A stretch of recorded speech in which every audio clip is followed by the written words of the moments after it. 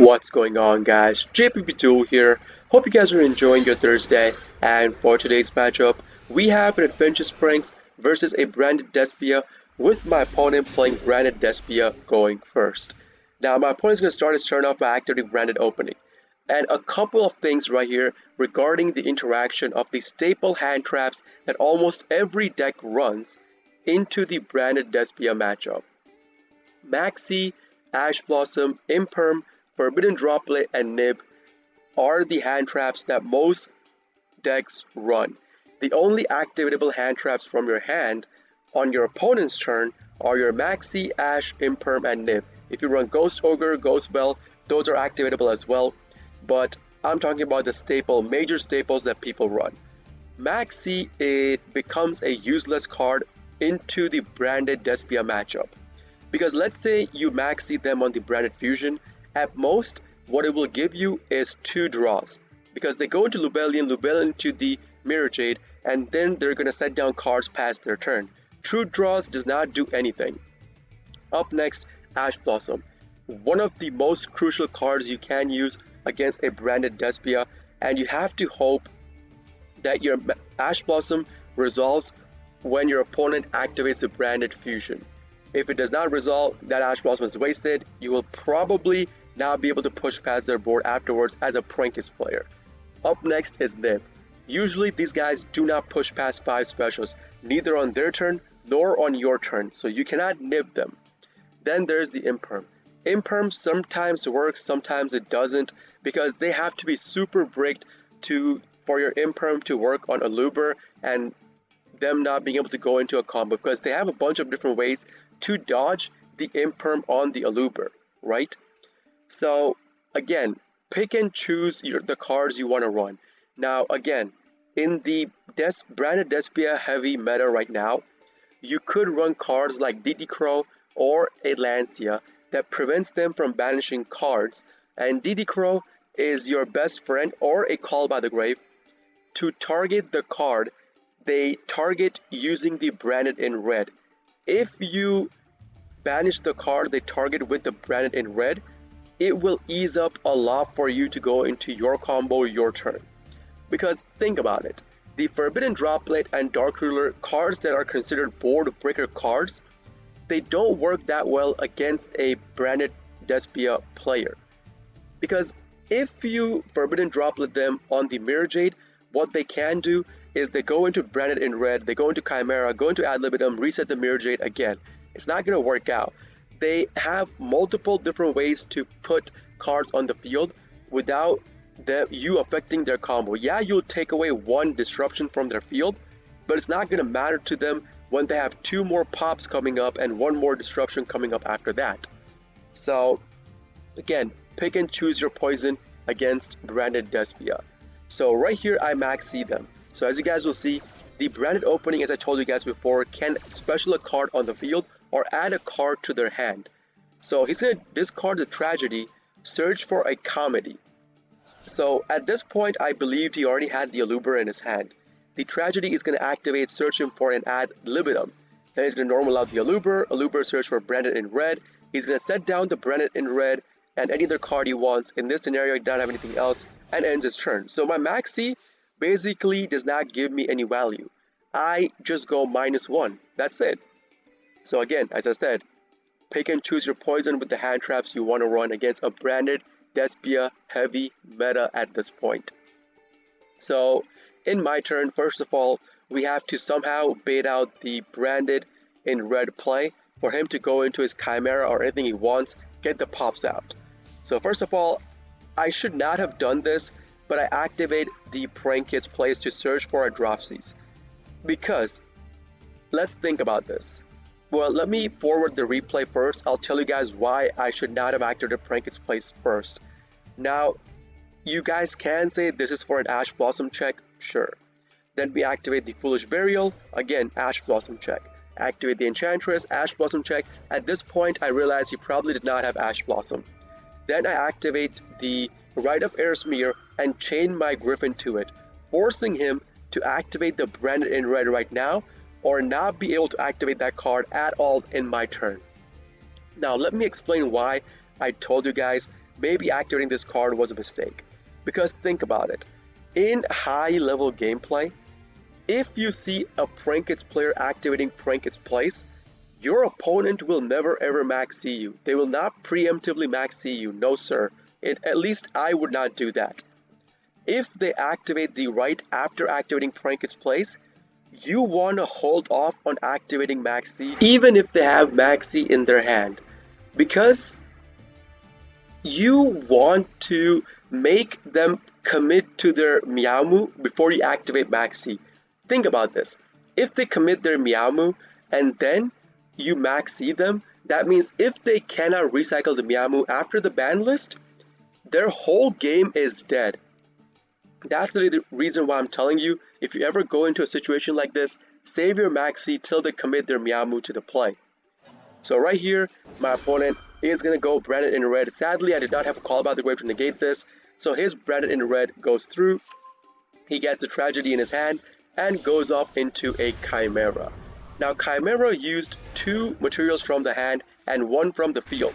So this guy will get 1 pop and 2 draws off of the Chimera. There is the Chimera activation, and they can chain block the Chimera activation, so you cannot Ash Blossom the Chimera. He activates the Despia and Tragedy at the end, so I know for a fact that this guy is going to get a pop off, this being a non-targeted pop, and he's probably going to either pick and choose either the Griffin or the token. That means the Omni negate is gone either way.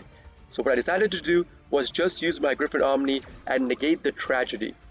I'm okay with that. I know the Omni was going to go away anyways. My opponent chooses to pop the Faithful Adventure on the field. I'm okay with that as well. He gets the Aluber activation and he searches for a Branded Fusion for the next turn. Now I commit my normal summon to the play and I'm going to go full combo this turn itself.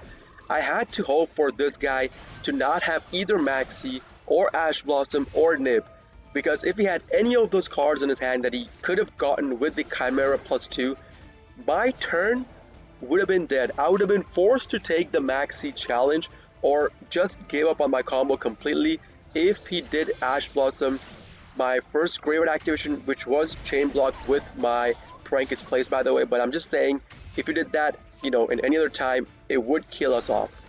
So we go full combo, we end our turn with our Bow Wow, we kill off the Aluber. I do not want him having access to more cards on the field. Even though he could banish cards from the graveyard, I'm okay with that. We set down our Pandemonium, activate Pranks, recycle 3 cards, and draw into a copy of Imperm. Now this Imperm would have been useful over drawing into right, but we play with what we get.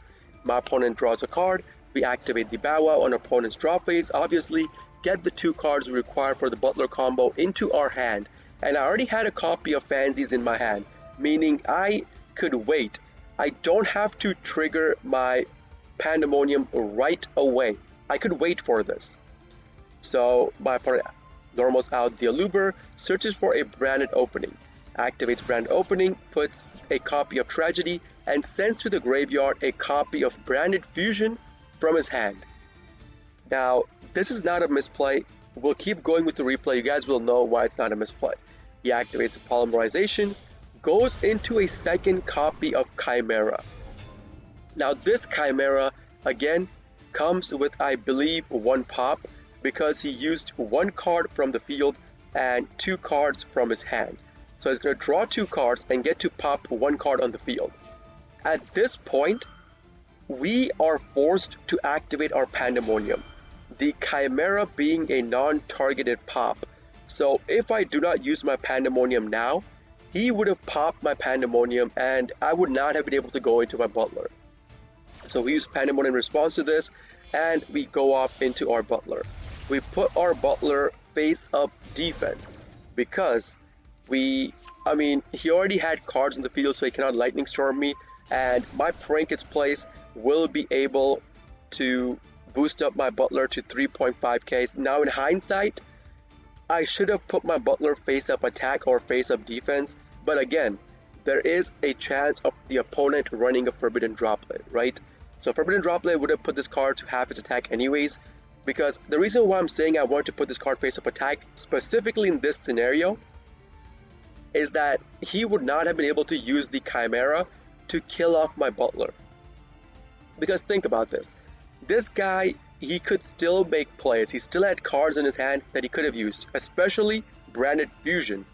So what this guy could have done was go into battle phase right this moment, use this chimera, kill off my butler. So I would be forced to pop my butler in battle phase, which will prompt him to banish the branded opening from the graveyard so that he is immune to destruction of the card effects from the butler. The fusion monsters are immune to destruction of the card effects. So I would have to use my butler pop again to pop both of these chimeras. That means my butler pops are gone from the field completely. He could have done all this in main phase 2. He could have built up a big board in main phase 2 and punished me heavily. That is what I realized when I went into my butler and I did put in face-up defense or face-up attack when I was streaming the game. But no, this guy does not realize that. He activates a Despia Theater and then fuses the 2 Chimera into a Dracostapelia. So this Dracostapelia he put on the field, he wanted to use it to negate my butler's first pop. Again, these 2 cards are quick effect.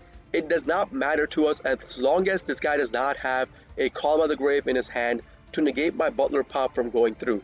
If he chains his Dracostapelia to my first butler pop, I just use butler again, pop his field. He is overcommitting his resources. Now I'm telling you, all these cards he's putting in the field currently, these cards would have stayed on the field had he just made me use my butler pop in battle phase through Chimera. So branded fusion goes into Albion, Albion activates, goes into the Mirror Jade, puts Mirror Jade, then goes off into battle phase.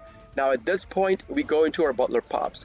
There's the Dracostapelia negate, and now we just use our butler's second pop. So even if this guy activates the Mirror Jade, it does not matter to us. Mirror Jade will banish one of these 3 monster cards, we don't care. And if he chain links his, or if he uses the branded opening to negate his fusion cards from destruction from the first butler pop, it wouldn't matter because the butler is getting popped twice.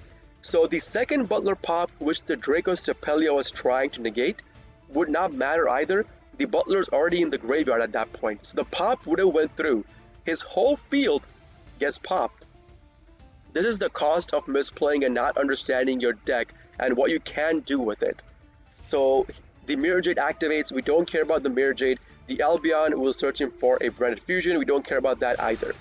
The reason we don't care about the Mirror Jade activating at the end, even though it was popped, is because our Bow Bark pop went through. That means our Praying Kids monster cards are immune to destruction through card effects, which the Mirror Jade does. So again, we're immune to that. And seeing this, my opponent just outright scoops. That's going to be it for today's game, guys. If you do enjoy this kind of videos, please consider hitting the like button, subbing to my channel for more daily Prank It video uploads, and if you guys are interested in the live version of all of this, I do live stream on Twitch, twitch.tv/jpbduel. Link along with my schedule and a link to my Discord will be in the video description itself for you guys to check out. This is JPBDuel signing off for today. I'll see you all in the next video. Peace!